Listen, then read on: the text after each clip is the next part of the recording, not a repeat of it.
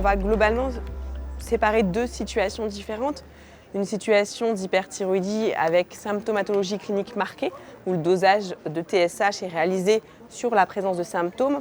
Et dans ces contextes, souvent, on se retrouve face à une TSH franchement freinée, voire indosable, avec dans un second temps le dosage des hormones périphériques, notamment la T4 libre, qui est augmenté. Chez le patient jeune, l'étiologie la plus fréquente est la maladie de Basedow. Et dans ces situations cliniques, on n'a pas de doute quant à l'indication d'un traitement de l'hyperthyroïdie. Cette situation va être différente de l'hyperthyroïdie plus frustre, découverte sur un dosage un peu systématique de TSH, où on peut retrouver des TSH basses associées à des dosages d'hormones périphériques normales, avec une symptomatologie qui est souvent inexistante ou très minime.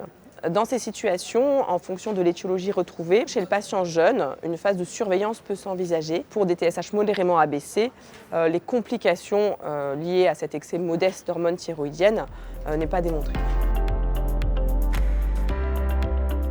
Chez le patient jeune, on est plus souvent face à des autonomisations de pathologies nodulaires thyroïdiennes et on a de manière beaucoup plus fréquente des hyperthyroïdies plus frustres. A l'inverse, ces hyperthyroïdies modérées, avec une TSH basse sans élévation des hormones thyroïdiennes, sont associées à plus de comorbidité chez le patient âgé, avec notamment plus de risques de passage en fibrillation auriculaire, une morbidité cardiovasculaire augmentée et plus de risques d'ostéoporose. Donc effectivement, on va avoir plutôt plus tendance à traiter, notamment si la TSH est à moins de 0,1 millilitres par litre. Et dans les situations où la TSH est plus modestement diminuée, entre 0 et 0,4, il faut vraiment, en fonction des comorbidités cardiovasculaires, des facteurs de risque d'ostéoporose, se poser la question d'un traitement, même si le patient n'est pas symptomatique.